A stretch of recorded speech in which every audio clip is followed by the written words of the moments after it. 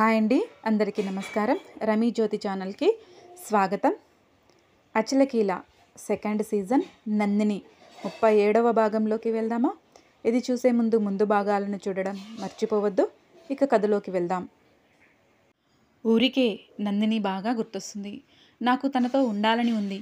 పిల్లలు ఇద్దరికి కూడా ఎగ్జామ్స్ టైం. ఎందుకో ఒంటరిగా అనిపిస్తుంది.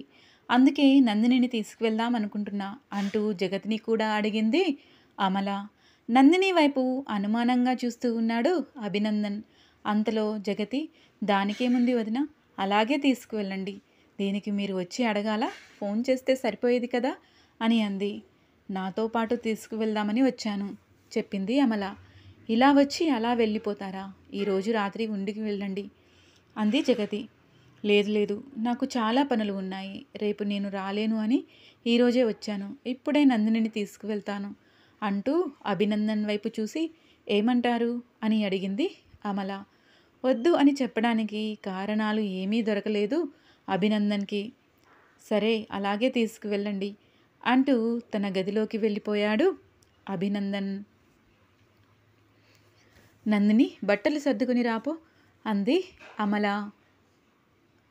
అలాగే అమ్మా అంటూ లోపలికి వెళ్ళింది నందిని. బట్టలు సర్దుకుంటున్న నందిని దగ్గరికి వచ్చి, ఏదైనా ప్లాన్ వేస్తున్నావా అన్నాడు అభినందన్. ప్లాన్ ఏంటి? అర్థం కానట్లుగా అడిగింది నందిని. ఏమీ లేకపోతే మీ అమ్మ ఇంత సడన్గా ఎందుకు వచ్చింది అన్నాడు అభినందన్. అమ్మ అక్కడే చెప్పింది కదా, అదేదో అమ్మని అడగొచ్చుగా, మళ్ళీ ఇక్కడ నన్ను ఎందుకు అడుగుతున్నావు అంది నందిని. నాకేదో అనుమానంగా ఉంది. నువ్వే మీ అమ్మను రప్పించావు కదా అన్నాడు అభినందన్. అలా చేయాలి అనుకుంటే ఇన్ని రోజులు చేసేదాన్ని కదా, ఇప్పుడే ఎందుకు చేస్తాను అంది నందిని. ఆలోచనలో పడ్డాడు అభినందన్. నిజమే కదా, ఆ సంఘటన జరిగి చాలా రోజులైంది. కానీ ఎప్పుడూ వాళ్ళ పుట్టింటికి వెళ్ళాలని ప్రయత్నించలేదు నందిని. నిజంగానే వాళ్ళ అమ్మ తీసుకువెళ్దామని వచ్చిందేమోలే అని అనుకుని, సరే వెళ్తే వెళ్ళావు, కానీ అక్కడికి వెళ్ళిన తర్వాత నా గురించి ఎవరికైనా చెప్పాలని ప్రయత్నం చేసినా, ఆనాటి సంఘటన గురించి ఎవరికైనా చెప్పినా ఏం చేస్తాను నీకు తెలుసు కదా, క్షణం కూడా ఆలోచించను అన్నాడు అభినందన్. ఏదైనా చేయాలి అనుకుంటే ఇన్ని రోజుల నుండి చేసేదాన్ని కదా, అమ్మ ఒంటరిగా ఫీల్ అవుతుంది, అందుకే వెళ్తున్నాను, లేదంటే ఇప్పుడు కూడా వెళ్ళేదాన్ని కాదు అని అభినందన్ నమ్మేలాగా మాట్లాడుతూ ఉంది నందిని. ఒంటరిగా ఎందుకు ఉండడం, మీ అమ్మకు పెళ్లి చేయలేకపోయావా అని అన్నాడు అభినందన్ వెటకారంగా. అమ్మకు నచ్చిన వాళ్ళు ఎవరైనా ఉంటే ఖచ్చితంగా చేస్తాను అని అంది నందిని.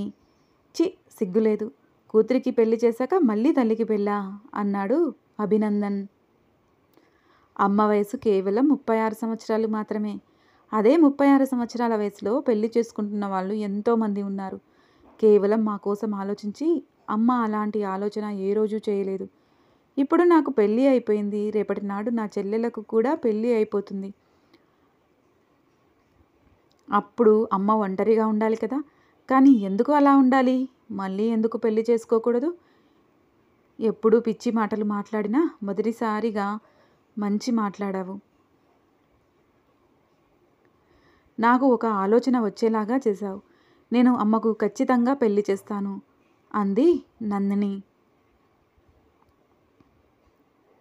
అంటే నిజంగానే మీ అమ్మకు నచ్చిన వాడేవాడో ఉన్నాడు అంతే కదా అన్నాడు అభినందన్. ప్రస్తుతానికైతే ఎవరూ లేరు. ఒకవేళ ఉన్నారేమో మా అమ్మని కనుక్కుంటాను, లేకపోతే నేనే ఒకరిని వెతికి మరీ పెళ్లి చేస్తాను అంది నందిని. సిగ్గుండాలి ఇలా మాట్లాడడానికి అన్నాడు అభినందన్. నీలా పనికి మాలిన పనులు చేయడానికి ఉండాలి సిగ్గు, కానీ అదేమీ తప్పు కాదు. నిజంగా ఈరోజు నీకు చాలాసార్లు థ్యాంక్స్ చెప్పాలి. Thank you very much Abhinandan అంటూ బ్యాగ్ తీసుకుని బయటికి వెళ్ళింది నందిని. అమల ఇంటికి వెళ్ళిపోయారు నందిని వాళ్ళు. చాలా ఉత్సాహంగా ఉంది నందిని. ఏదో బుక్ తీసి చదువుతూ ఉన్న నందిని దగ్గరికి వచ్చింది అమల. నువ్వు చదువుతూనే ఉన్నావా అని అడిగింది అమల. అది నాకు ఇష్టం కదా అమ్మా, నేను ఎలా మానగలను అంది నందిని. కొంతకాలం పాటు వద్దు అనుకున్నాం కదా అంది అమల. అవునమ్మా, మీరందరూ అదే చెప్పారు, కానీ నేను అది వినలేదు. ఆయనను సివిల్స్కి అప్లై చేయమని పట్టుపట్టాను. ఆయన ఏం చేశాడో తెలుసా? అంది నందిని. ఏం చేశాడు? ఉత్సాహంగా అడిగింది అమల. నా మీద ప్రేమ ఎక్కువ కదా, కోచింగ్కి పంపించి నన్ను ఎక్కడ వదిలి ఉండాల్సి వస్తుందో అని నా ముందు అంతా అప్లై చేసినట్టుగా నటించి చివరి క్షణంలో నాకు తెలియకుండా అది అంతా క్యాన్సిల్ చేశాడు అంటూ తల పక్కకు తిప్పుకుంది నందిని. నందిని ఏమంటుందో అర్థం కాలేదు అమలకు. తన మాటల్లోని అంతరార్థం ఏంటి?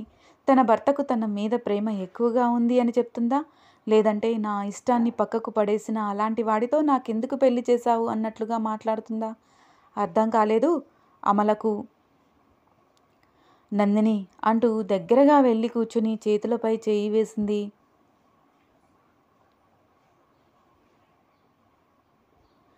నందిని కంటి కొసలలో ఉన్న నీటిని బయటికి రాకుండా ఉంచడానికి ప్రయత్నిస్తూ ఉంది. కానీ కన్న తల్లి కదా, అది కనిపెట్టేసింది అమల. అభినందన్ అలా చేసినందుకు బాధపడుతున్నావా? లాలనగా అడిగింది అమల నందినిని.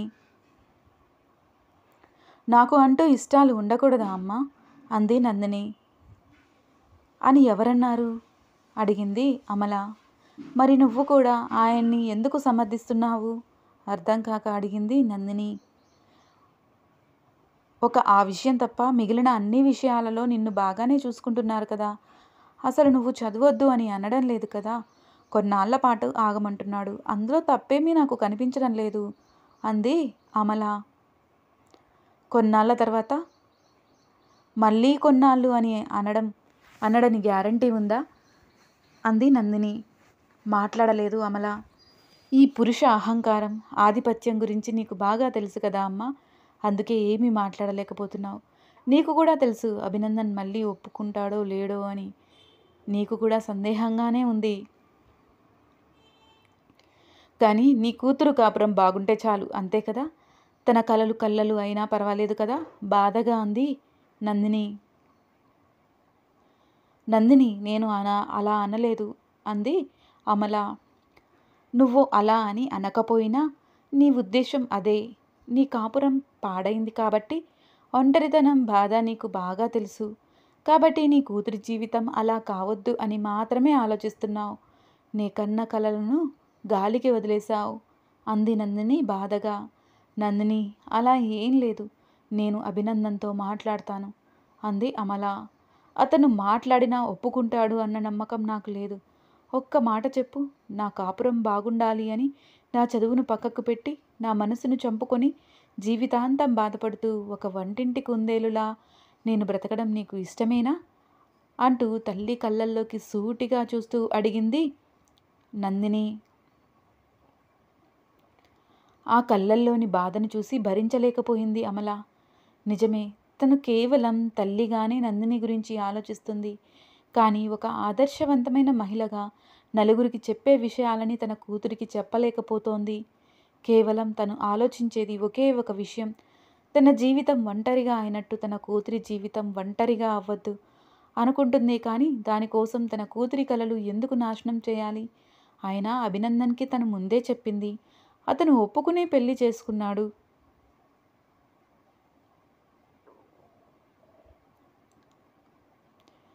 మరొక భాగాన్ని కూడా ఇక్కడే కలుపుతున్నాను, గమనించగలరు.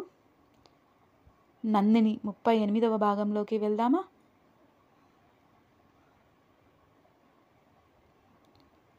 తీరా పెళ్లి చేసుకున్నాక ఇలాంటి మాటలు మాట్లాడుతున్నాడు. నిజంగానే అతనికి నందినిని చదివించడం ఇష్టం లేదేమో. అందుకే కొద్ది సమయం అంటూ ఏవేవో సాకులు చెప్తున్నాడు అని అనిపించింది అమలకు. నాకు ఇష్టం లేదు. నువ్వు ఎప్పటికైనా నీ కల నువ్వు నెరవేర్చుకోవాలి. జీవితం మొత్తం రాజీపడి బ్రతుకుతున్నాను అని నువ్వు బాధపడొద్దు. అది నా వల్ల అస్సలు కావద్దు అని అంది అమల. అయితే నేను చెప్పేదానికి ఒప్పుకుంటావా? అంది నందిని. ఏంటి అన్నట్లు చూసింది అమల. 2 రోజుల్లో నాకు ఎగ్జామ్ ఉంది. నేను ఎగ్జామ్ రాస్తున్నట్లు ఎవరికీ తెలియదు, నీకు నాకు తప్ప అంది నందిని. అర్థం కాలేదు అమలకి. అభినందన్ క్యాన్సల్ చేశాడు అని చెప్పావు కదా, మళ్ళీ ఎగ్జామ్ రాయడం ఏంటి అని అడిగింది. ఆయన అంత ఈజీగా అప్లై చేశాను అని చెప్తే నాకెందుకో నమ్మకం కలగలేదు. అందుకే అప్పుడు ఏమీ అనకుండా ఆ తర్వాత చూసుకున్నాను.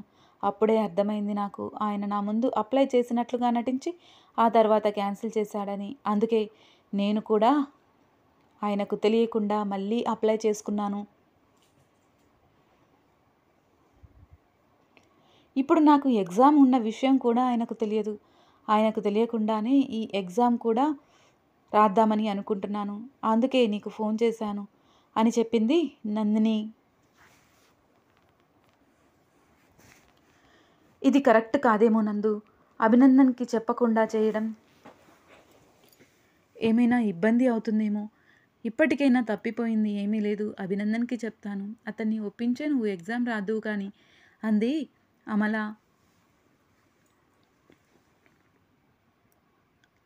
ఆయనకు నేను ఎగ్జామ్ రాయడం ఇష్టం లేదు.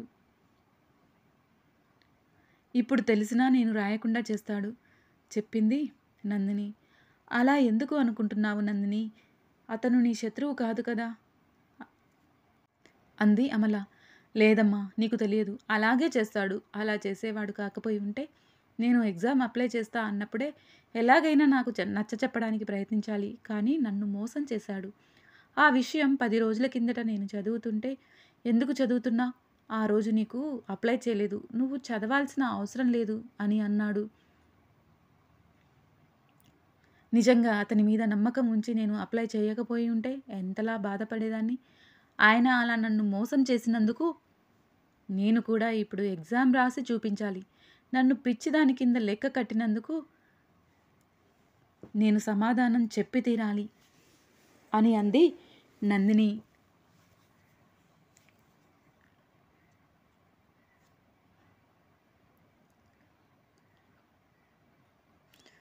ఇలాంటి పంతాలు అవసరమా నందిని? ఇది ఎక్కడి వరకు వెళ్తుందో, ఎలాంటి గొడవలు తెస్తుందో అంది అమల కొంచెం కంగారుగా. ఆయనకు తెలిసే అవకాశం లేదు కదా అమ్మా. ఇది నా మొదటి ప్రయత్నం. మొదటి ప్రయత్నంలో నేనైతే జాబ్ అయితే కొట్టను కదా. అలాంటప్పుడు ఆయనకు చెప్పాల్సిన అవసరం ఏంటి అంది నందిని. ఒకవేళ కొడితే అంది అమల. ఒకవేళ జాబ్ కొడితే ఆయనే గొప్పకి నేనే చదివించాను, నేనే రాపించాను అని చెప్పుకుంటాడు అందరితో. అలా అయినా ఎలాంటి ఇబ్బంది లేదు. నేను నా కల నెరవేర్చుకోవాలంటే దయచేసి ఈ సహాయం చెయ్యి. అభినందన్కి చెప్తాను అని మాత్రం అనకు అని అభ్యర్థనగా తల్లిని అడిగింది నందిని. నందిని చేసే దాంట్లో తప్పేమీ కనపడకపోవడంతో నందిని అన్నదానికి ఒప్పుకుంది అమల. 2 రోజులు గడిచిపోయాయి. ఆ రోజు నందినికి ఎగ్జామ్. అమలకు పని ఉండడంతో నందిని ఎగ్జామ్ సెంటర్ వరకు తీసుకువెళ్ళి అట్నుంచి అటు తన పనికి వెళ్తానని చెప్పింది. నీకు వేరే పని ఉంటే చూసుకో అమ్మా, పర్లేదు నేను వెళ్ళగలను అన్న నందినితో పర్వాలేదు నందిని, నేను కూడా అటే వెళ్ళేది అంటూ నందినితో పాటు బయలుదేరింది అమల.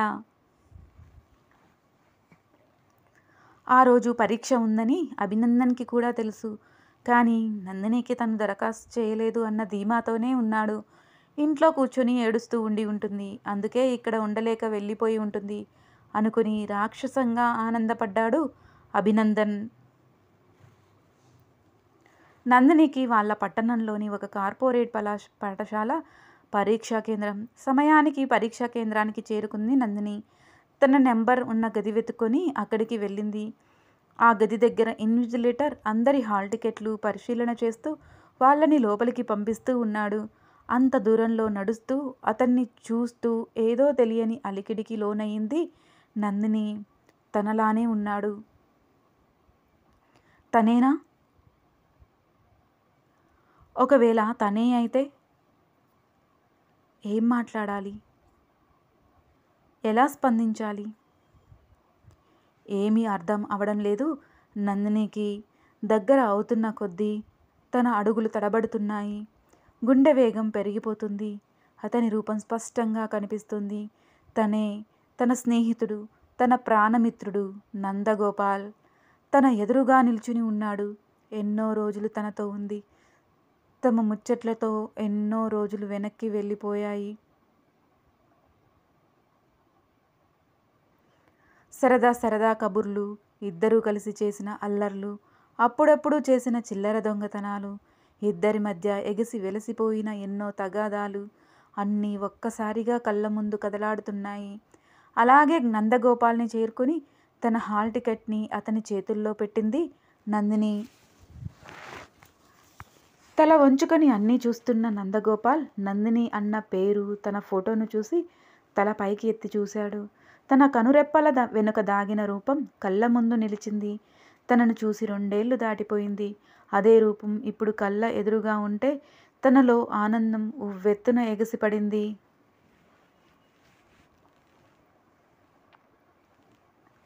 అంతలో తనకు పెళ్ళయిందని ఎవరో అన్న మాటలు గుర్తొచ్చి ఆనందం చప్పున చల్లారింది. ఎవరో చెప్పిన మాటలు విన్నాను, ఇప్పుడు కళ్ళ ముందే ఉంది. అది నిజమో కాదో చూసే అవకాశం దక్కింది. నందిని చూపుల్లో చిక్కుకున్న తన కళ్ళు బలవంతంగా కిందికి వాలాయి. అవి నందిని పాదాల దగ్గరికి వెళ్ళాయి. బొటనవేలు వేలు కంటే కొంచెం పొడవుగా ఉండే ఆ వేళ్ళు మెట్టలతో అలంకరింపబడి ఉన్నాయి. ఆ వేళ్లను చూడగానే తమ పాత రోజుల్లోకి వెళ్ళిపోయాడు నందగోపాల్. నందిని, నీ వేలు చూసావా? అలా ఉంటే నువ్వు ఏం చెప్తే మీ ఆయన అలా వినాల్సిందే అంట అన్నాడు నందగోపాల్. చా, నిజంగానా? నీకెలా తెలుసు ఏంటి? అడిగింది నందిని. ఎవరో మాట్లాడుకుంటుంటే విన్నాలే. అయినా వేలు దాకా ఎందుకు? నిన్ను చూస్తేనే తెలిసిపోతుంది కదా, పెద్ద గయ్యాలివి. ఎవరైనా నీ మాట వినాల్సిందే, వినకపోతే ఊరుకునే రకానివి కాదు అన్నాడు నందగోపాల్. చా, నిజమా? అయితే వచ్చేవాడు నీలాంటి వాడే అయి ఉంటాడు అంది నందిని. అదేంటి అలా అంటావు అన్నాడు నందగోపాల్. మరి అంతే కదా, నా తిక్క భరించి నేను చెప్పిందల్లా జరగాలంటే వాడు నీలాంటి వాడు అయితేనే కుదురుతుంది అంది నందిని. అవును పాపం, ఎక్కడున్నాడో నాలాంటి ఇంకో అమాయకుడు అన్నాడు నందగోపాల్. అవును పాపం, ఆ అమాయకుడిని నువ్వు ఉద్ధరిద్దువులే అని నందగోపాల్ తలపై మొట్టికాయ వేసింది నందిని. అబ్బా రాక్షసి, అలా కొట్టావేంటి అంటూ తల రుద్దుకుంటూ ఉంటే పకపకా నవ్విన నందిని నవ్వు గుర్తుకు వచ్చింది నందగోపాల్కి. మళ్ళీ తలపైకెత్తి నందిని కళ్ళల్లోకి చూశాడు. వాటిలో ఎలాంటి భావం కనిపించలేదు. ఏదో ఇబ్బందిగా ఉన్నట్లుగా అనిపించాయి. కానీ నందగోపాల్ కళ్ళు మాత్రం వర్షించడానికి సిద్ధమయ్యాయి. అది నందిని కంటపడకుండా ఉండడం కోసం వెంటనే హాల్ టికెట్ తన చేతికి ఇచ్చి ఇంకొకరి కోసం పక్కకు తిరిగాడు. నందిని లోపలికి వెళ్ళిపోయింది. నందిని జీవితంలోకి నందగోపాల్ రాక ఎలాంటి పరిణామాలకు దారి తీయబోతుంది? వారిద్దరి మధ్య బంధం మళ్ళీ బలపడబోతుందా? ఇదే మళ్ళీ చివరి రోజు కానుందా? మీకేమైనా తెలిస్తే చిన్న కామెంట్ రూపంలో తెలియజేయండి. చూశారు కదా, నందిని ఎగ్జామ్కి అప్లై చేసింది, రాయబోతుంది. ఏం జరగబోతుందో చాలా ఇంట్రెస్టింగ్గా ఉంటుంది. కథ మిస్ అవ్వకుండా ఉండడం కోసం వెంటనే నా ఛానల్ని సబ్స్క్రైబ్ చేసుకోండి.